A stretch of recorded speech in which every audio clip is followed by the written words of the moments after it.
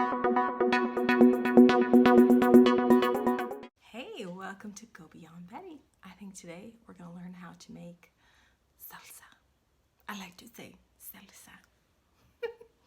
Seinfeld reference. Anyway, it's the #1 condiment of the world, you know, salsa. So today we are going to make a very traditional New Mexican style. That's really all I ever tend to make. It is so fast and easy and cheap.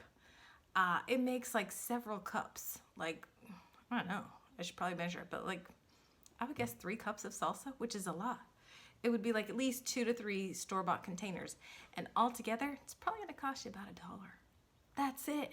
Yeah, salsa, you can make it in like a minute to 2 minutes and it costs you $1. What are you doing buying it at the store, right? So let's get started. All right, so we're ready to make salsa. You can use probably a larger 28-ounce can. I like to use diced. I prefer a sweet onion, but you could also use a white onion. I would not use a yellow onion. That's a little bit more for cooking and a little too strong for this. A jalapeno, I'm going to probably de-seed most of it, and some cilantro, and then we'll season it at the end. I'm going to also cut them a certain way. So I'm not going to super dice anything. It's just going to be rough cuts. And I'm going to put the tomatoes, 1 thing of tomatoes in the bottom and 1 at the top, and you'll see why. So when I cut my jalapeno, I want to make sure I don't touch the seeds. And one way I do it is I just slice around it, and then I can throw away this whole thing, and I just can grab it by the tail, and I might trim off that other little bit there. But then I don't have to touch any of the membrane or the seeds, which is where the heat is. All right, I chopped up my onions just roughly so I can throw, again, I put 1 can in the bottom. I have my very rough cut up jalapenos on top. I have no idea if that's gonna be hot or not.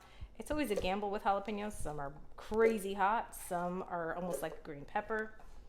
It's just a gamble, but for the most part, I'm not trying to make a super hot salsa. I just want something that's good to eat. The next day, I've washed my cilantro thoroughly, and this is, I don't know, this is how I do it because I don't want a ton of stem, but I'm okay with a lot of it. So I kind of give it my weird little haircut, and I'm pretty much good with that. This, I'm just gonna, oh, I don't want this big old wonky one, but I don't know why I like that word, wonky. Okay, I'm giving this like a 2-second chop. Now I'm shoving it in here.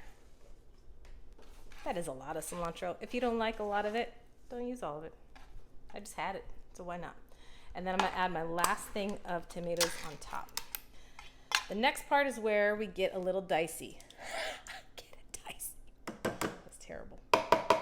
My husband's filming, so around him I like to do puns. The next part, we're gonna put it in the blender. That's why I was in this. It's probably easier in a food processor, but most of you, I think, will have a blender, not a food processor. So follow me.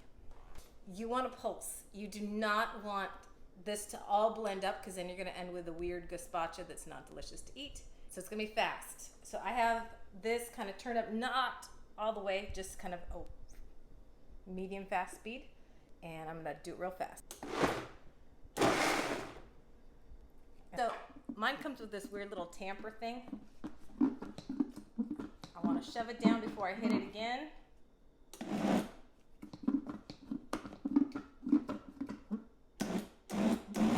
Woo! Yippee!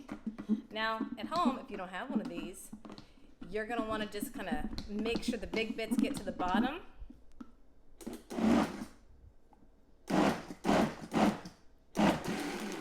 And I think that's all I want to do. So now I'm going to pour it out, and now we're going to season it. And look at it. It's nice. It's still kind of chunky. If you end up with any kind of crazy piece in the bottom of cilantro or something, just take it out. Now we need to season it. I'm kind of fast and lazy, as you know. That's how I do everything. I'm going to give it a little bit of black pepper. And then I'm going to give it some garlic salt. You could just as easily use garlic powder and regular salt. And then this is the best part. You get to taste it. If you feel it needs more salt, add more salt. If you like it to be a little more bright, you could definitely add a little bit of lime juice, lemon juice. But this is just like kind of a traditional New Mexican, easy, fast, done salsa. So it is that easy, I promise. Don't overblend. Better to be under than over. Chunky's good. So maybe today is your day to go out there and make some salsa. Surprise the family. So thank you again for joining me today at Go Beyond Betty, where you are taking whisks in the kitchen. We'll see you again soon. Bye. I need to plug it in first. Okay, now I'm ready. Okay. It's just that. That's all you need to do. Done. Perfect salsa. And a 1, and a 2. Sorry, that was loud. Are you still filming? Yeah. Damn it. Okay.